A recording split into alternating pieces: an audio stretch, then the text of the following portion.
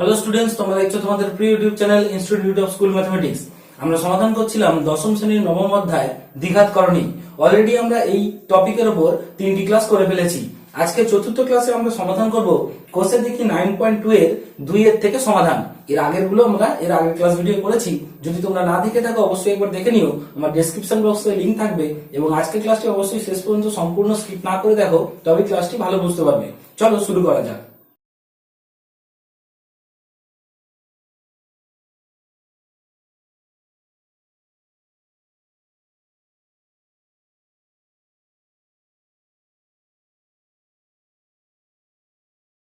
দুইয়ের দাগের প্রশ্নগুলো বলছে গুণফল নির্ণয় করি। দেখো আমরা মোট 7টি গুণফল যেগুলো নির্ণয় করতে বলেছে সেগুলো টুকে নিয়েছি, তো একে একে সমাধান করব। প্রথম গুণফল হচ্ছে √7 × √40। দেখো এই গুণফলগুলো আমি কিন্তু প্রথম ক্লাস ভিডিও যেখানে ইন্ট্রোডাকশন নিয়েছিলাম সেখানে দেখিয়ে দিয়েছিলাম কিভাবে করতে হয়। যদি তোমরা না দেখে থাকো অবশ্যই ডেসক্রিপশন বক্স থেকে লিংক নিয়ে একবার দেখে নিও, নাহলে ক্লাসটি বুঝতে অসুবিধা হবে। চলে এসো √7 আর √14 এর গুণ কিভাবে করব। তো আমরা কি করব, আমরা জানি গুণ সবসময় কি হয়, রুটের ভিতরের সংখ্যাগুলোর মধ্যে গুণ হয়। সো আমাদের √7 × 14। এবার 7 × 14 মানে আমরা কি করব, এদের গুণটা না করে এদেরকে উৎপাদকে ভেঙে নেব। তো 7 তো মৌলিক সংখ্যা ভাঙাই আছে, 14 কে ভাঙলে আমরা পাবো 2 × 7। তো দেখতে পাচ্ছি রুটের ভেতরে দুটো 7 আছে, তার মানে একটা 7 বাইরে বেরোবে আর দুইটা থেকে যাবে। সো 7 √2 হবে রিকোয়ার্ড অ্যান্সার। ঠিক একই রকম ভাবে আমরা চলে আসবো 2 নম্বর। দেখো √12 × 2√3 কিভাবে গুণ করব। আমরা জানি গুণটা হবে রুটের ভিতরের সংখ্যার সঙ্গে রুটের ভিতরে, রুটের বাইরের সংখ্যার সঙ্গে রুটের বাইরে। তো দেখতে পাচ্ছি এই দুইটা বাইরে আছে আর এখানে কিছুই মানে 1 আছে। সো ওই দুটো গুণ হয়ে 2 হলো। আর গুণটা কি রকম হবে, √12 এর সঙ্গে √3, তার মানে 12 × 3। এবার কি করব, এইটাকে উৎপাদকে ভাঙবো। 12 কে ভাঙলে আমরা পাচ্ছি দেখো 2 × 3 আর একটা 3 ছিল। এবার দেখো এটা যখন সমাধান করব, এই দুটো 2 এর জন্য একটা 2 বেরোবে আর ওই দুটো 3 এর জন্য একটা 3 বেরোবে এবং রুটের ভিতরে কেউ থাকবে না। সো এটাই হবে অ্যান্সার। 3 × 6 6 × 12। ক্লিয়ার। এবার চলে এসো আমরা এইটা দেখি। সি এ দেখো 3টে গুণ করতে বলেছে একসঙ্গে 3টে সংখ্যাকে। তো আমরা কি করব, 3টে সংখ্যাকে রুটের ভিতরে লিখে নেব। 5 × 15 × 3। সো আমরা কি পাচ্ছি দেখো, 5টা মৌলিক সংখ্যাতেই ছিল, 15 ভাঙলে পাচ্ছি 3 × 5 আর 3টা ভাঙাই ছিল মৌলিক সংখ্যায়। সো দেখো আমরা দুটো 5 পেয়েছি, দুটো 3 পেয়েছি। সো একটা 5 বেরোবে, একটা 3 বেরোবে। সো 15 হবে অ্যান্সার। এবার চলে এসো ডি। ডিতে আছে √2 দিয়ে 3 + √5 কে গুণ। তার মানে এই গুণটার মানে হচ্ছে √2 দিয়ে প্রথমে 3 কে গুণ, তার মানে 3√2, আর √2 দিয়ে √5 কে গুণ, তার মানে √2 এখানে প্লাস হবে, +√2 × √5 এই আকারে লিখলাম। এবার আমরা সমাধান করছি। দেখো 3√2 আর √2 √5 গুণ করলে হচ্ছে দেখো √10। এইটাই হবে আমাদের রিকোয়ার্ড অ্যান্সার। এবার চলে এসো ই। ইতে আছে √2 + √3 কে √2 - √3 দিয়ে গুণ। আমরা চাই এই গুণটা √2 দিয়ে √2 কে, তারপরে √2 দিয়ে -√3 কে, তারপর √3 দিয়ে এটাকে, তারপর √3 দিয়ে এটাকে গুণ করে করতে পারি। কিন্তু তার থেকেও সহজ উপায় হচ্ছে দেখো আমরা ফর্মুলা ইউজ করতে পারি। সেটা হচ্ছে a + b × a - b। কি ফর্মুলা, a² - b²। সো দেখো এটা হয়ে গেল a² এর মাইনাস এটা হয়ে গেল b²। তো দেখো সমাধান করলে পাচ্ছি √2² মানে 2 আর √3² মানে 3, তার মানে হলো -1। এবং কত সহজে গুণটা হয়ে গেল। ওইভাবে করলেও দেখতে -1ই হতো। আচ্ছা, এবার চলেছে এফ। এফ এ দেখো এর ক্ষেত্রে আর আমরা ফর্মুলা ইউজ করতে পারবো না, তাই জন্য আমরা ওইভাবে গুণ করবো। এটা দিয়ে প্রথমে এই দুটোকে, তারপর এটা দিয়ে এই দুটোকে। সো 2√3 দিয়ে 4√2 কে গুণ করছি। দেখো আমরা লিখছি আকারগুলো, তাহলে বুঝতে পারবে। 2√3 দিয়ে 4√2 কে গুণ করছি, এটা দিয়ে এটা গুণ করলে প্লাস, 2√3 দিয়ে √5 কে গুণ করছি, প্লাস এটা দিয়ে এটাকে গুণ করলে দেখো 3√2 দিয়ে 4√2 কে গুণ, 3√2 দিয়ে 4√2 কে গুণ, প্লাস এটা দিয়ে এটাকে গুণ, মানে 3√2 কে √5 এর সঙ্গে গুণ। দেখো এটা এবার সমাধান করব। এটা সমাধান করার জন্য আমরা কি করছি, পাশে করে দেখাচ্ছি। দেখো এবার এগুলো একটু তাড়াতাড়ি করব। এটা হচ্ছে 4 × 8 আর √3 আর √2 গুণ করলে √6। সো এটা হবে আমাদের 8√6 প্লাস এটা দেখো কত হবে, 2, 3 আর 5 রুটের ভিতরে গুণ হবে মানে 15। সো 2√15।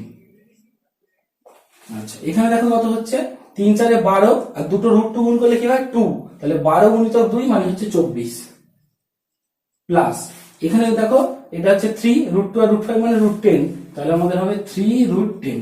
এবার দেখবো এর মধ্যে সদৃশ কর্মী থাকলে যোগ বিয়োগ করা যাবে। দেখো আমরা কোনোটাই দেখতে পাচ্ছি না এর মধ্যে সদৃশ, সব প্রত্যেকের ভিতরে আলাদা আলাদা সংখ্যা আছে। সো এরকমই অ্যান্সার থাকবে। বড় জোর এগুলো আগে পরে সাজানো থাকতে পারে প্লাস গুলো।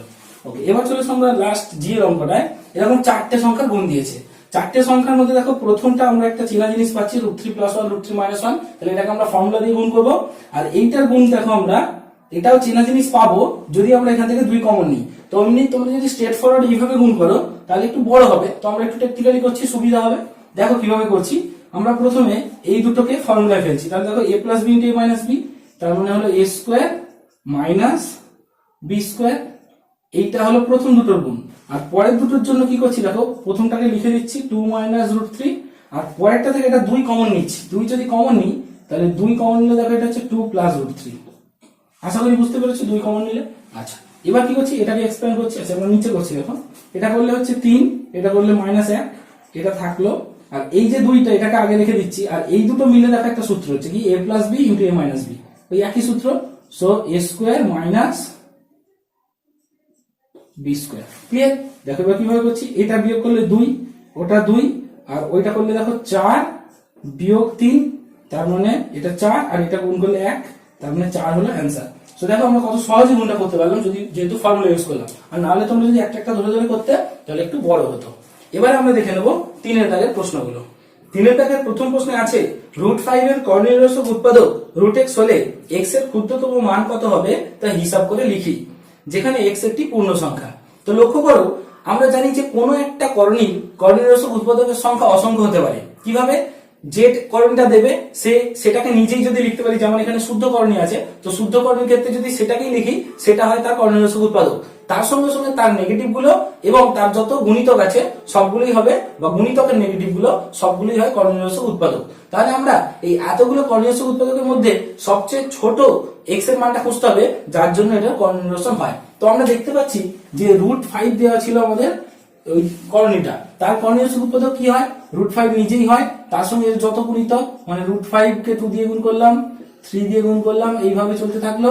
বাইরের নেগেটিভ গুলো মানে -√5 -2√5 এইগুলোও চলছে। তো আমরা দেখতে পাচ্ছি যে এর কর্ণীয়রসক উৎপাদক গুলো সব যাই হোক না কেন, তার মধ্যে সবচেয়ে কম তখনই হবে যদি আমার রুটের ভিতরে সবচেয়ে কম থাকে বা বাইরে সবচেয়ে কম থাকে, এবং সেটা দেখতে পাচ্ছি এই জায়গাতে আছে। তাহলে এর কর্ণীয়রসক উৎপাদক এটা, কিন্তু ওরা বলছে ওর কর্ণীয়রসক উৎপাদকটা √x। তাহলে x এর সবচেয়ে ক্ষুদ্রতম মানটা কত? ওই 5টা, এই 5টাই হচ্ছে সেই x টা। তো এর ক্ষেত্রে আমাদের অ্যান্সার হবে একটি x এর ক্ষুদ্রতম মানটি হলো 5। ক্লিয়ার? তো তোমরা অ্যান্সার লিখবে যে x = 5। আমি এই জায়গাটা সম্পূর্ণ মুছে দিচ্ছি, দিয়ে অ্যান্সারটা লিখে দিচ্ছি, x = 5। এইটা হচ্ছে অ্যান্সার। ক্লিয়ার? এবার দেখো আমরা দুয়েরটা দেখি। দেওয়া আছে 3√2 / 3 এর মান নির্ণয় করি। তো আমরা ভাগ কিভাবে করি? দেখো ভাগ মানে আমরা জানি উপর নিচে লিখতে পারি। এই এবার আমরা জানি ভাগে কাটাকুটি হয়, এই মূলদ পাটের সঙ্গে মূলদ পাট আর অমূলদ পাটের সঙ্গে অমূলদ পাট। তো আমরা দেখো 3 3 কেটে গেল, সো অ্যান্সার হলো √2। ভাগটা আসলে সেরকম কিছুই না, ভাগটা হচ্ছে 1/, দিয়ে গুণ। তাহলে আমরা যদি এইভাবে ভাবি তাহলে √2 হবে। এবার চলে এসো সি এরটা। সি আছে 7 / √48।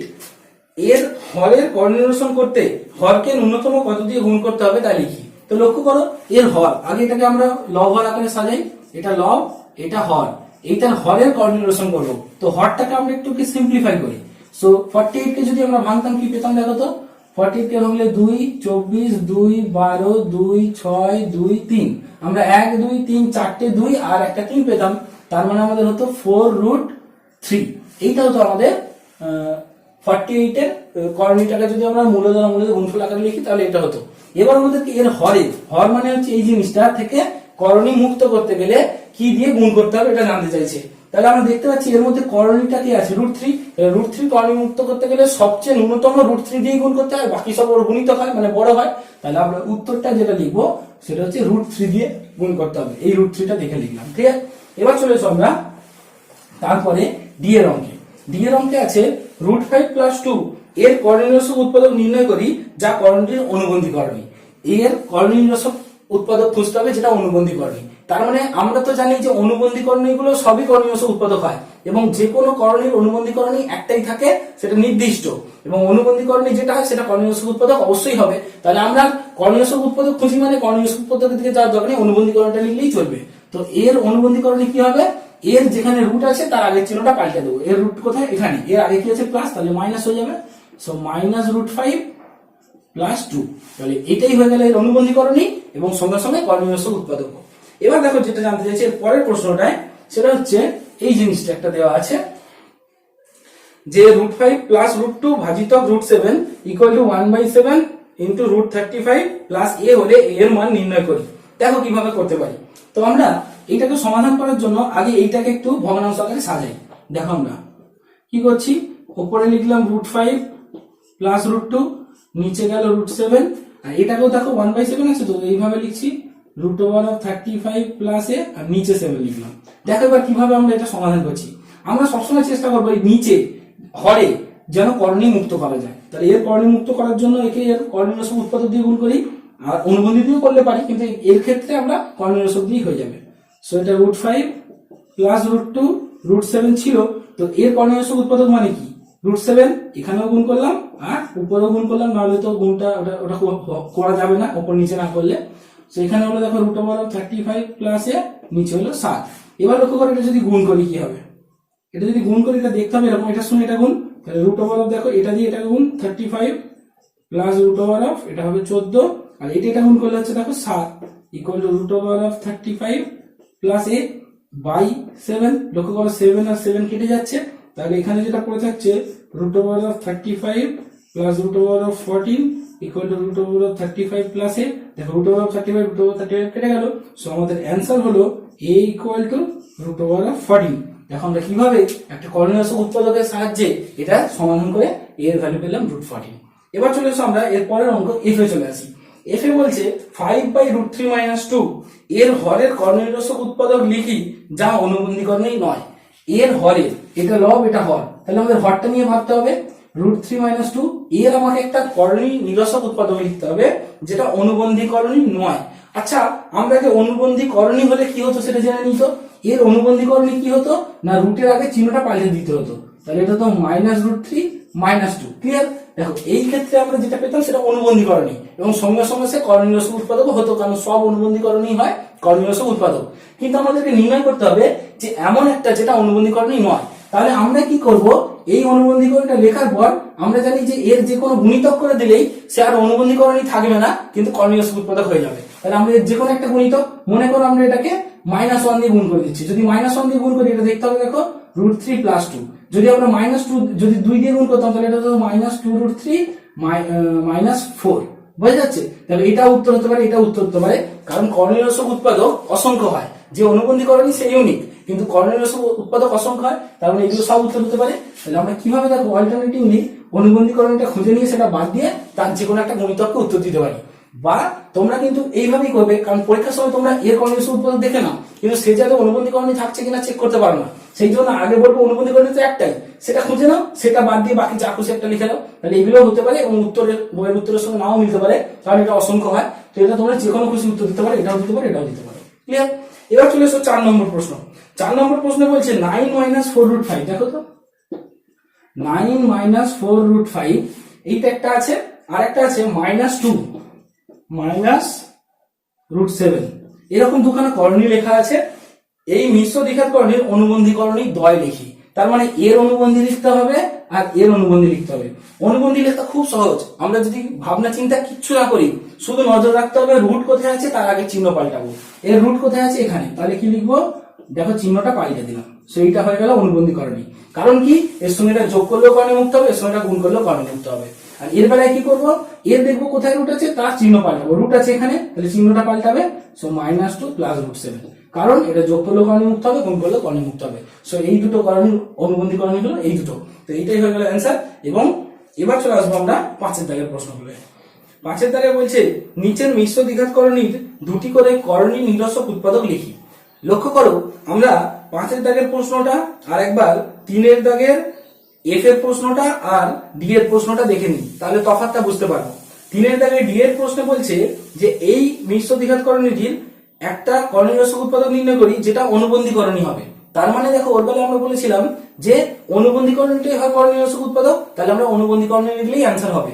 আবার 3 দাগের এফ এর প্রশ্নে বলেছিল যে ওর হরের উৎপাদক করণী রসক উৎপাদক লিখি যা অনুবন্ধী করণী নয়। তখন আমরা কি করেছিলাম, আমরা জানতাম যে অনুবন্ধী করণীটা করণী রসক উৎপাদক হয়, তাহলে আগে কি করেছিলাম, অনুবন্ধী করণী নির্ণয় করে নিয়েছিলাম, নিয়ে সেইটা বাদ দিয়ে বাকি সবগুলো লিখে দিয়েছিলাম প্লাস মাইনাস চেঞ্জ করে করে বা তার গুণিতক করে করে। তো আমরা বুঝতে পারলাম যে যখন বলবে কর্ণীয়সক উৎপাদক তখন কর্ণীয়সক উৎপাদকগুলোর মধ্যে অনুবন্ধী করণী থেকে যেতে পারে, সেই জন্য যদি বলে অনুবন্ধী করণীটাকেই লেখো তাহলে অনুবন্ধী করণীটা লিখবো, যদি বলে না লেখো তাহলে ওটা বাদ দিয়ে লিখবো। আর এই 5 দাগের প্রশ্নগুলো বলছে যে কর্ণীয়সক উৎপাদক লিখি, আর কিচ্ছু বলেনি। তার মানে আমরা বুঝতে পারছি যে কর্ণীয়সক উৎপাদক গুলো অনেক হয়, তার মধ্যে একটা অবশ্যই অনুবন্ধী করণী, তাই আমরা অনুবন্ধী করণীটা লিখলেও চলবে। এবং এইখান থেকে আমরা কি করব, সবসময় আগে অনুবন্ধী করণী লিখে নেবো, নিয়ে তার একটা গুণিতক লিখে দেবো, তাহলে সেটা কর্ণীয়সক উৎপাদক হবে। আর অনুবন্ধী করণীটা হয়ে গেল একটা কর্ণীয়সক উৎপাদক, আর তার যে গুণিতকটা লিখবো সেটা হয়ে যাবে শুধুমাত্র কর্ণীয়সক উৎপাদক, তাহলে আমাদের সুবিধা হবে। দেখো আমরা কিভাবে করছি। আমাদের প্রথমটা ছিল √5 + √2। তো এটা এমন একটা করণী যে এর আমরা অনুবন্ধী করণী কিন্তু নির্ণয় করিনি। তো এর ক্ষেত্রে আমরা কর্ণীয়সক উৎপাদক করতে পারি। কিভাবে করব, আমরা লিখবো এইভাবে, ভাষাটা লিখে নেবে, এর করণী নিরসক উৎপাদক কি হবে। আচ্ছা, দুটি করে বলেছে, তাহলে 1 নম্বরটা কি হবে, এর একটা চিহ্ন চেঞ্জ করে দিলেই হবে। মনে করো আমরা একবার এতে চিহ্নটা চেঞ্জ করে দিলাম √5 এ, আর একবার মনে করো √2 তে চেঞ্জ করে দিলাম। সো আমরা হয়ে গেল দুটো পেয়ে গেলাম, যেটা হয়ে গেল কর্ণীয়সক উৎপাদক। এবার চলেছে এটা কিন্তু আমাদের খুব পরিচিত। এর দেখো আমরা অনুবন্ধী করণীটা আগে লিখে নেবো, তাহলে সেটা একটা কর্ণীয়সক উৎপাদক হবে, তারপরে তার একটা গুণিতক কিছু লিখে নেবো। তাহলে এর বেলায় ভাষাটা লিখলে এর কর্ণীয়সক উৎপাদক হলো, একটা হচ্ছে দেখো 13 -√6, এই যে যেখানে রুট দেখবো তার আগে চিহ্ন পাল্টে দেবো, তাহলে এটা হয়ে গেল একটা অনুবন্ধী করণী। আরেকটা দরকার হচ্ছে অনুবন্ধী করণী সঙ্গে সঙ্গে কর্ণীয়সক উৎপাদক, আরেকটা দরকার এর কোন একটা গুণিতক হলে কর্ণীয়সক উৎপাদক হবে। তো এর কোন একটা গুণিতক কিভাবে করতে পারি, আমরা এটা মনে করো 2 দিয়ে গুণ করে দিলাম, তাহলে 26 -2√6। ক্লিয়ার। আমরা চাইলে -1 দিয়ে গুণ করলে এখানটা মাইনাস হতো এখানটা প্লাস হতো, সেটা উত্তর হতো। তো আমরা দুটো বলেছি এভাবে করলাম। এটার বেলায় কি করবো দেখো, আগে একটা অনুবন্ধী লিখে নিই। সো দেখো যেখানে রুট দেখতে পাচ্ছি তার চিহ্ন পাল্টে দিলাম, এটা অনুবন্ধী সঙ্গে সঙ্গে কর্ণীয়সক হয়ে গেল। আরেকটা কি করবো, এর গুণিতক মানে মনে করো একটা মাইনাস দিয়ে গুণ করে করছি, এখানে যেমন 2 গুণ করেছি এখানে -1 গুণ করছি, তাহলে হচ্ছে দেখো √8 + 3। সো এটা হয়ে গেল আমাদের এর একটা শুধুমাত্র কর্ণীয়সক উৎপাদক। এবার চলে আসো চারটা দেখো এই 1 নম্বর অঙ্কের মতো, সে একটা করে দিই, এখানে চিহ্ন চেঞ্জ করে দিই, আর একটা আমরা ওইটাই চিহ্ন চেঞ্জ করে দিই 15টা, দেখো দুটো হয়ে গেল। ক্লিয়ার। তো দেখো কত সহজে আমরা অনুবন্ধী করণী আর কর্ণীয়সক উৎপাদক নির্ণয় করতে পারলাম। তার কারণ হচ্ছে আমরা খুব ডিটেলসে এর আগের ক্লাস ভিডিওয়ে এই দুটো সম্পর্কে জেনেছিলাম, এদের মধ্যে বেসিক ডিফারেন্সটা জেনেছিলাম। যদি তোমরা না ওই ক্লাসটি দেখে থাকো, অবশ্যই আমার ডেসক্রিপশন বক্স থেকে লিংক নিয়ে এর আগের ক্লাস ভিডিওটি দেখে নিও, তাহলে বুঝতে সুবিধা হবে। আর এই ক্লাস ভিডিওটি যদি তোমাদের ভালো লেগে থাকে, অবশ্যই তোমার বন্ধুদের মধ্যে এই ভিডিও লিঙ্কগুলি শেয়ার করো, যাতে তারাও এই ভিডিওগুলি দ্বারা উপকৃত হয়। এবং তোমাদের YouTube channel institute of school ম্যাথমেটিক্সকে সাবস্ক্রাইব করে নিয়ে বেল আইকন সিলেক্ট করে রাখো, যাতে ক্লাস ভিডিও সংক্রান্ত লেটেস্ট নোটিফিকেশন সর্বপ্রথম পাও। দেখা হচ্ছে পরের ক্লাস ভিডিওয়ে, যেখানে আমরা কোসেদেখি 9.2 এর একদম শেষের দিকে 6, 7, 8 এগুলোর সমাধান দেখে নেব।